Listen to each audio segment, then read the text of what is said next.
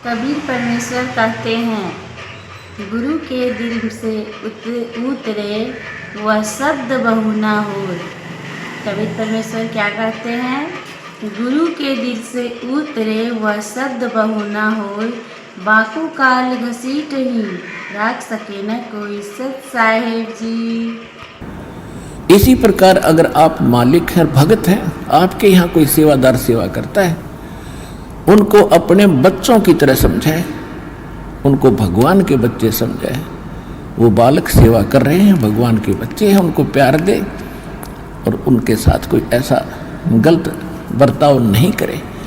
और फिर कुछ दिनों में उनके दिल में ऐसी भावना होगी, परमात्मा दोनों तरफ रोल करता है। जब हम मालिक के अनुसार चलेंगे, फिर उन बच्चों में भी, उन सेवादारों में भी ऐसी भावना भर देगा भी हमारे जैसा नालायक नहीं, इसे ऐसे भले आदमी के घर में राम 19-21 कराएंगे, सेवा में मजदूरी में 21 काम कराया करेंगे भाई। तो इस तरह कितना अच्छा माहौल बनेगा। और हम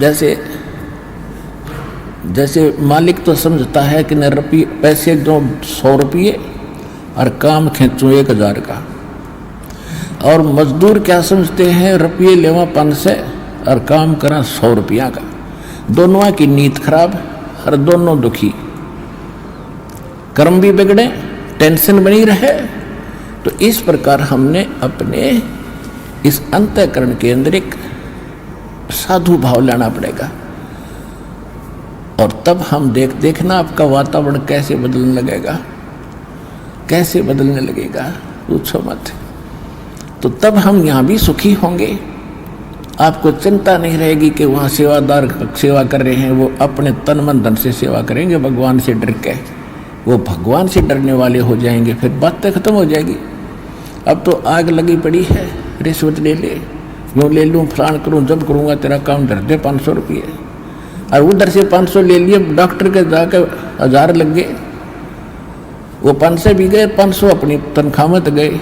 अरे वो पाप कर्म जो के दो धरे के धराए रहेंगे, फिर गधा बन के पूरे करेगा जिससे रिश्वत ली है। तो इसी विघ्न में पैर दो मत, ये भगवान बताना चाहते हैं।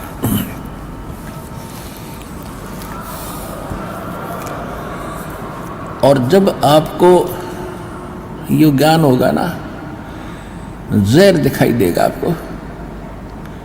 और जब आप नेक नीति से चलोगे तो पूछो मत। अब दास बहुत देखता है, एक छोटा सा बच्चा ने बोला जी 55 रुपये पाए मैंने पड़े। वो घर पे ले आया, घर वाले बोले ना बेटा, हमने नीचे धर दे, अपना दान पात्र में डाल दिए, इस विषय हम नहीं खाएंगे। अब देख, जिसके गिरे थे उसको पुण्य हुआ, अब यहाँ पर भंडारे में लग गए।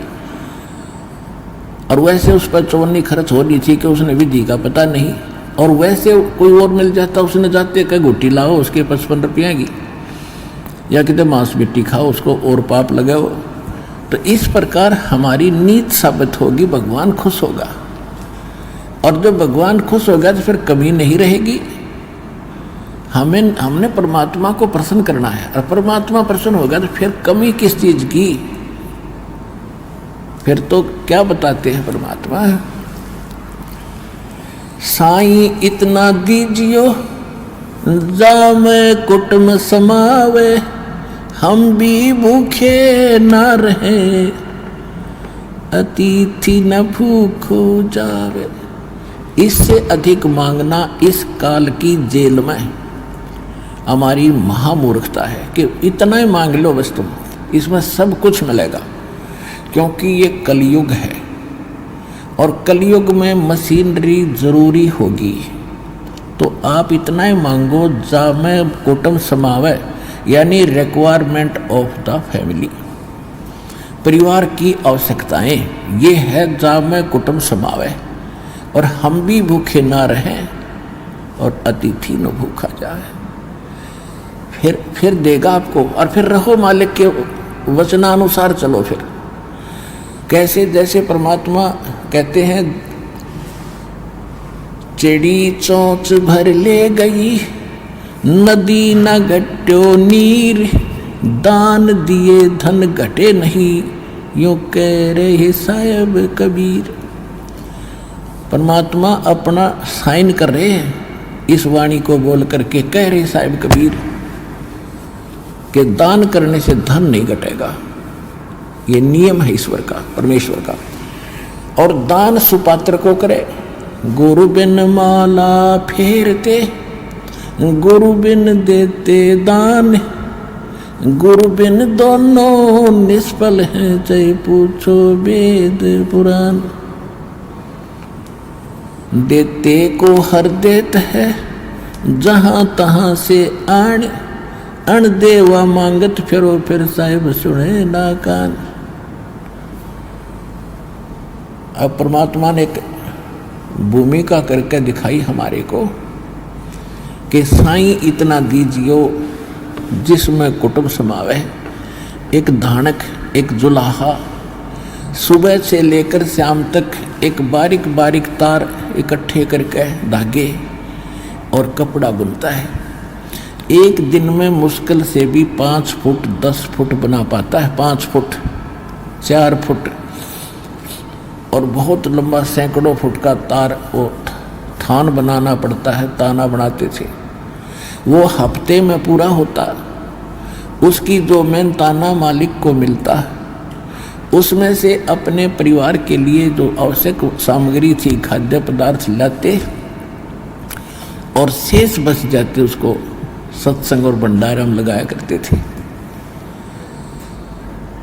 इस प्रकार परमात्मा हमें उदाहरण देते हैं कि इस लोक में आप भगवान की भक्ति अवश्य करो, पूर्ण संत से प्राप्त करके, फिर परमात्मा एक्शन में आवेगा। और वैसे आप ये फार्मूले अपनाओगे तो सफल नहीं हो पाओगे, क्योंकि फिर आपके साथ काल रहेगा, ये मन है, और केवल वर्क डन मिलेगा आपको। यहाँ वर्क से भी अलग मिलेगा आपको, किस्मत से भी नारा देगा परमात्मा, क्योंकि हम परमात्मा से कुछ और मांग ही नहीं रहे, इतना ही मांगते कि हमारी भक्ति बनी रहे और हमें कोई आवश्यक वस्तु का अभाव ना हो, बस इतना सा।